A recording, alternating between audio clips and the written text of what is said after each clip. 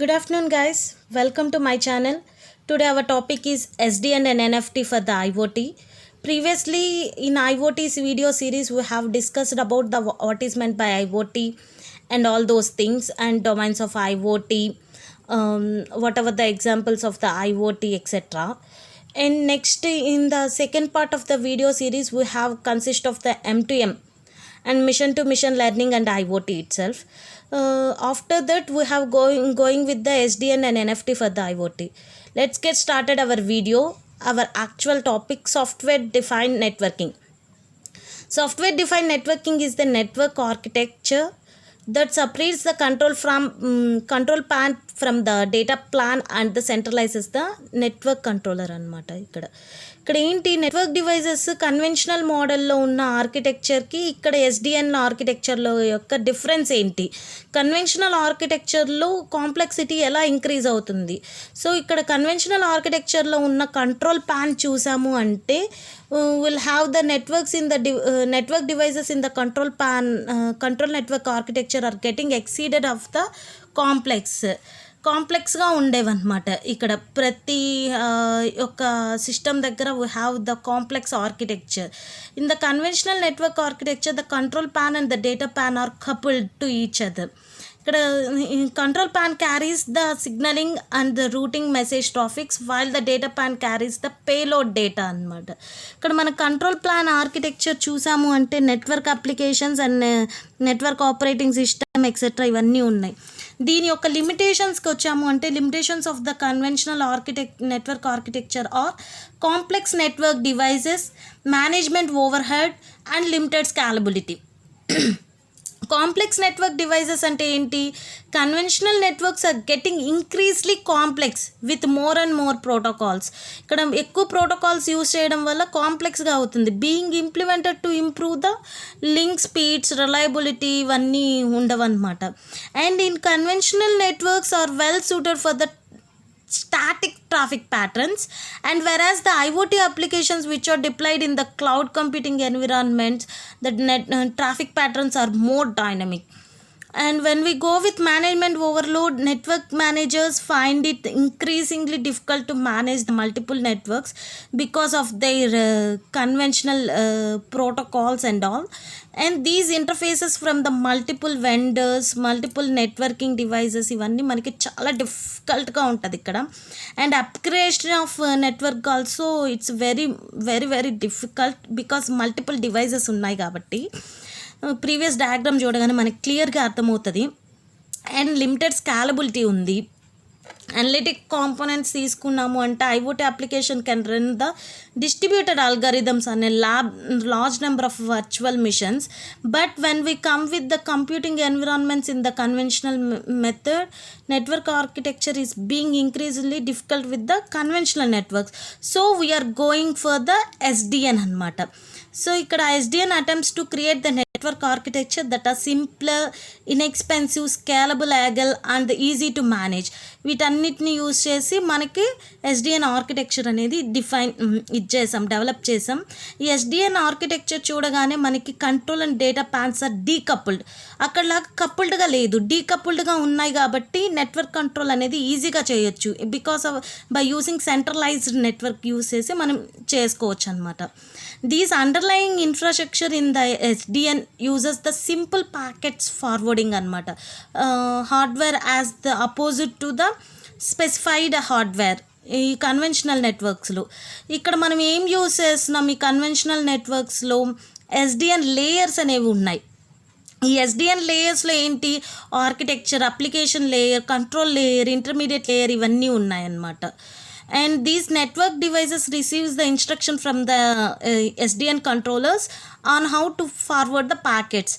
These devices can simpler and coster less than they can build from the standard hardware and the software components. When we go with key elements of the SDN, there are the centralized network controllers, programmable open APIs, standard communication interface. ఇక్కడ centralised network వచ్చాము అంటే ఈ decouple the control and data planes అవ్వడం వల్ల మనకి centralised network controller అనేది ఈజీగా ఉంటుంది, ర్యాపిడ్లీ కాన్ఫిగర్ చేసుకోవచ్చు. And we can deploy the application through the programmable open ఏపీఐస్తో మనం అప్లికేషన్స్ని డిప్లాయ్ చేసుకోవచ్చు. ప్రోగ్రామబుల్ ఓపెన్ ఏపీఐస్ అంటే ఏంటి? APIs acts as the interface between the SDN applications and the control layers అన్నమాట. With open APIs, various network services can be implemented such as the routing, accessing controls, quality services, etc. And when we go with standard communication interface, OpenFlow కి వెళ్ళాము అంటే OpenFlow uses the concept of flowing to different network topics based on the predefined match rules use చేసుకొని open ఫ్లోలో వెళ్తుంది. ఇక్కడ flow can be programmed statically or dynamically by the SDN control software. ఈ SDN controllers ఏం చేస్తాయి? Open flow స్విచ్ని use చేసి మనకి control అంతా చేస్తాయి అనమాట. ఈ open flow protocol is implemented on the both sides of the interface between the controller and network devices. These controls and manages the switch via the OpenFlow switch protocol. These controllers can add, update, delete flow entries in the flow tables. ఇక్కడ ఉన్నాయి చూడండి మా flow tables. Pipelining కాన్సెప్ట్లో flow tables ఉన్నాయి కదా, ఆ flow tables ఏం చేస్తాయంటే it can add, update and delete the flow entries of the flow table అనమాట. ఇక్కడ కంట్రోలర్ ఏం చేస్తుంది? Controller channel it manages the switch via the OpenFlow switch protocol అనమాట. ఈ OpenFlow switch protocol use చేసి మనకి manage చేస్తుంది.